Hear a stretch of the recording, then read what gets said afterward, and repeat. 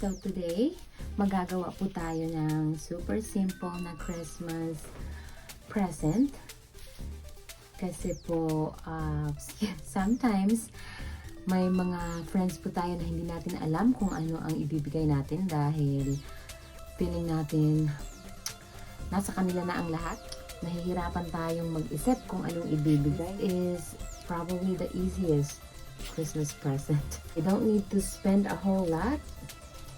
Gaya nito, bumili lang ako ng mga maliliit na Christmas cactus. So, I think pwede siya. Eksperimento ko lang po ito. It's not proven. Ito lang po ang gagawin natin. Meron na tayong isang flower vase. You can use a flower pot. And, lalagyan ko lang siya ng soil.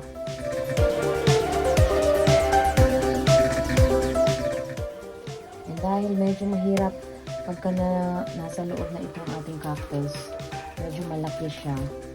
Kaya mahirap magdagdag ng soil. Kaya nilalagay ko na siya sa side.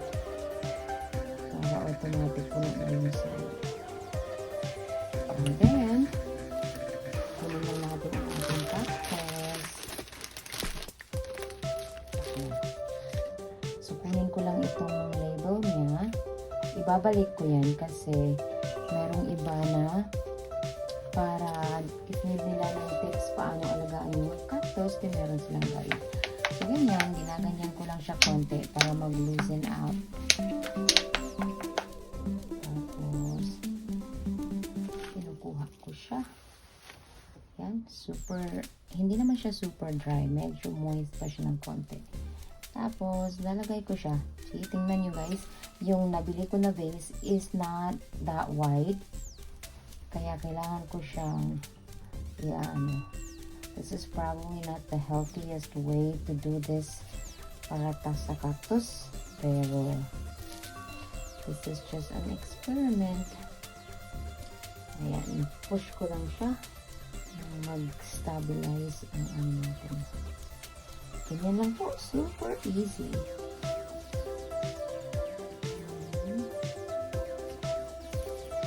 Ganyan ko lang itong little drops of water.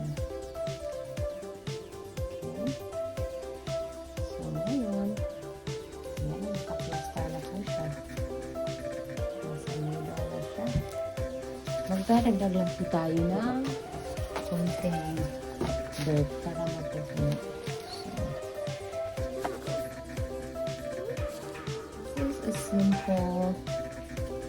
Simple and fun way of making Christmas presents. And pag hindi naman po nila nagustuhan, pwede nyo naman nilang itapon after na yung bulaklak kung ayaw nilang mag-alaga. So there it is. Move ko na siya. Maganda na siya, di ba? Maganda na para sa akin anyway. So, ganyan lang siya. And then, ibabalik ko lang ang label niya. So, itong Christmas cactus guys, namumulaklak siya pag Christmas season na. Meron din akong Easter cactus na namumulaklak during Easter time. Gusto ko ang mga bulaklak nila. So, yan lang. So, there you go. Ganyan lang siya. Tapos, ang gagawin ko dito, I'm just gonna put the ribbon and a little note. Yan na siya. Pwede lang pang gift. Alright guys, so we'll finish up with our flowers. Actually, I have given a few already. But I have this 4 remain. I'll just make it really simple. After that, I have to put the card. So this is from our DIY Victoria. I printed them in big sizes, 5x7 for our Christmas cards. And this one, I'll use it as a tag. So I printed it this small. So now, I will use my puncher.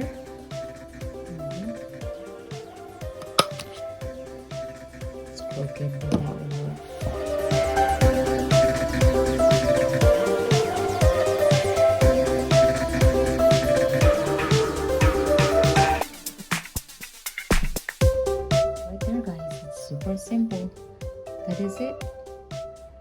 I just put my little tag in there and it's ready to go. And you can just use any ribbon, any beads, whatever you want to put in there.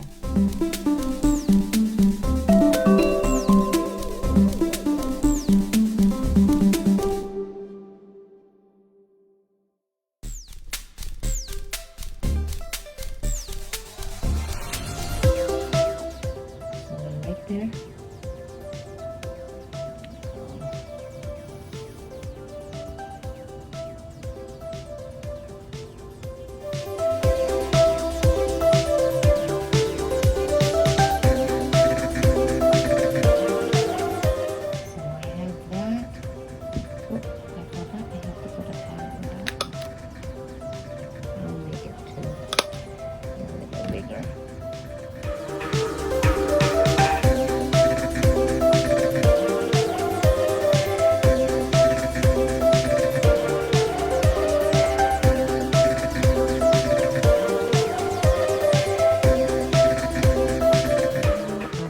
This one wrapped up from the original plastic, just so the flowers are protected when they're traveling.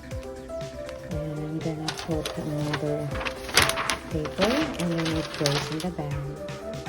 Okay, I'm just wrapping it up. The flower is kind of safe, hopefully, and hopefully the flowers will stay when they open. And it's right there, guys.